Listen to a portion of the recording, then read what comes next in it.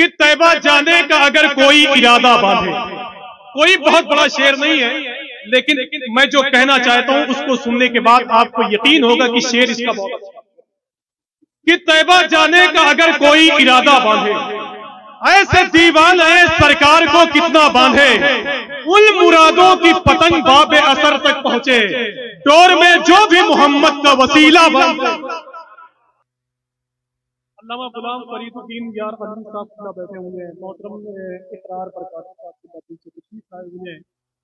बस कुछ ना कर एक शेर बैठा है, इसलिए कि जब यही काम मुझे निजामत के हवाले से करना है, आपको दिखाना है, फिर आपसे बातें करनी है। अल्लामा गुलाम रब्बानी साहब की एक खूबसूरत तकरीर हमने और आपने समाअत कर ली है। दुआ करें कि अल्लाह हमें आलिमों से मोहब्बत की तौफीक अता फरमाए, और जो लोग इल्मे दीन हासिल करते हैं अल्लाह हमें उनसे भी मोहब्बत की तौफीक अता फरमाए। वो बगदाद शरीफ में एक आलिम दीन थे, वो जमीन से टेक लगाकर किताब पढ़ रहे। बादशाह का गुजर हुआ तो उसने उस आलिम दीन की बारगाह में झुकते हुए हाजिरी दी और सलाम पेश की। बादशाह ने कहा, हुजूर इतना पढ़ लिख कर क्या फायदा कि आप जमीन से टेक लगाकर किताब पढ़ रहे हैं। तो उस आलिम दीन ने इरशाद फरमाया कि बादशाह सलामत, ये ज्यादा पढ़ने ही का नतीजा है कि तुझ जैसा बादशाह मुझे झुक झुक के सलाम करे।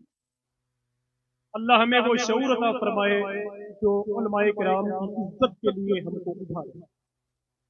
बाकी यहाँ पढ़ा लिखा दिमाग मौजूद है, पढ़े लिखे सामीन बैठे हुए हैं। बाराबंकी और लखनऊ में बहुत ज्यादा फर्क नहीं है।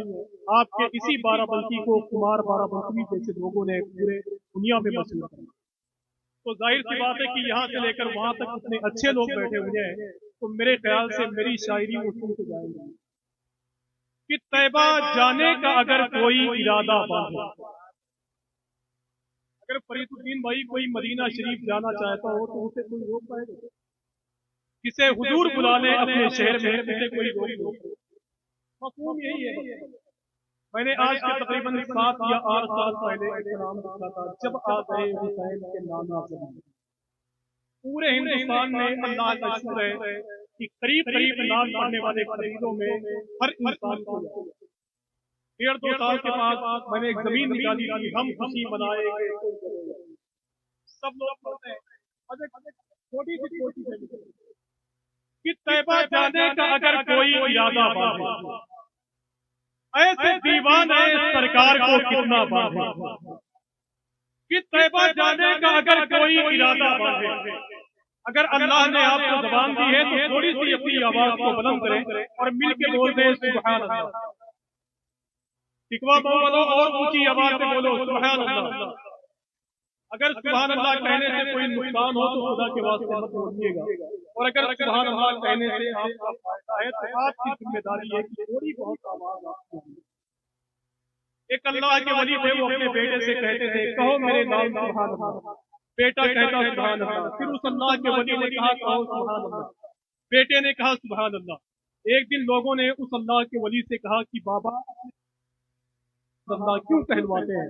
तो उस अल्लाह के वली ने कहा कि जब मेरा बेटा जमीन पर रहकर खुदा को पाक कहता रहेगा तो एक दिन अल्लाह उसे गुनाहों से पाक कर देगा।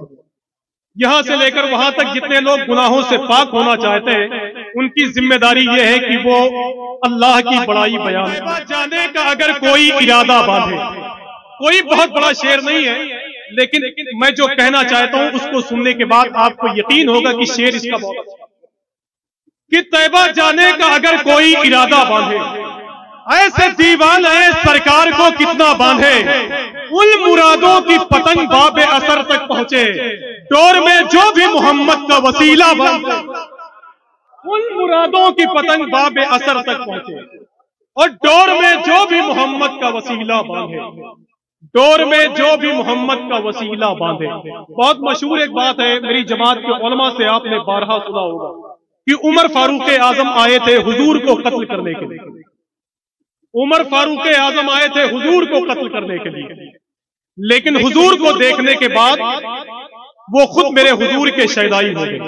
बस कि तैबा जाने का अगर कोई इरादा बांधे, ऐसे दीवान है सरकार को कितना बांधे, उन मुरादों की पतंग बाबे असर तक पहुंचे और डोर में जो भी मोहम्मद का वसीला बांधे, तेरा होने से उमर को न कोई रोक सका, अबे किसमें हिम्मत है जो सैलाब का रास्ता बांधे, कि तेरा होने से उमर को न कोई रोक सका। किसमें हिम्मत है जो सैलाब का रास्ता बांधे। एक साहब ने मदरसे में मुझे पर्चा दिया था कि हजरत वो सब पढ़ दीजिए कि न ये सूरज चमकता है न वो चंदा चमकता है।